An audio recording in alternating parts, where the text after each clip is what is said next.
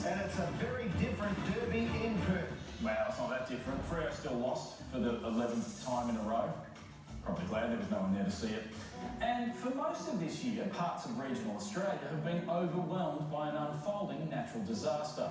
And we'd like to warn anyone having dinner to take a big bite right now.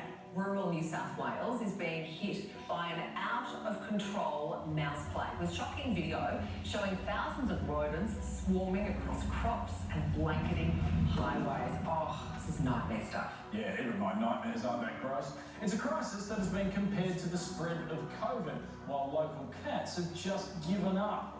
For more on this, we turn to our regional correspondent, Dane Simpson, for the week in, the week in the country. Mice. They might seem cute, but like seniors at a buffet, release them in large numbers and they are a devastating menace. But where did all these mice come from? As a non-native species, mice were introduced from Europe, arriving on the same boats that brought another hard-to-remove pest. Okay, it's good to know whose fault this really is. But these particular mice are here because of the weather, specifically the rain. Usually when you talk to farmers about rain, it goes a little something like this. Getting enough rain? No? But when there is rain, it creates food, which leads to breeding. One mouse can get pregnant up to 10 times a year, giving birth to around 8 babies each litter. And in scientific terms, soon there's a shit ton of them. But this isn't the first time mice have taken over Australia. In 1993, mice destroyed thousands of hectares of crops.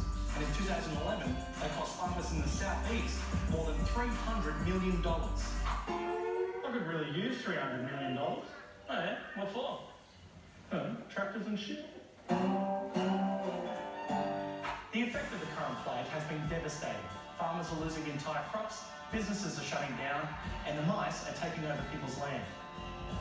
Which sounds strangely familiar. So, how do you get rid of them?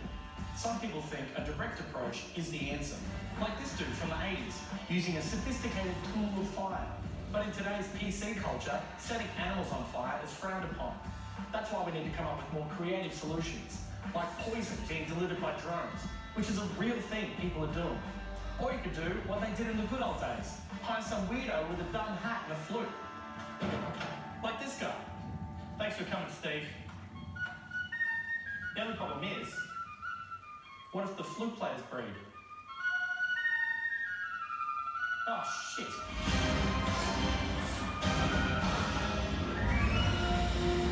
Back to you, Charlie.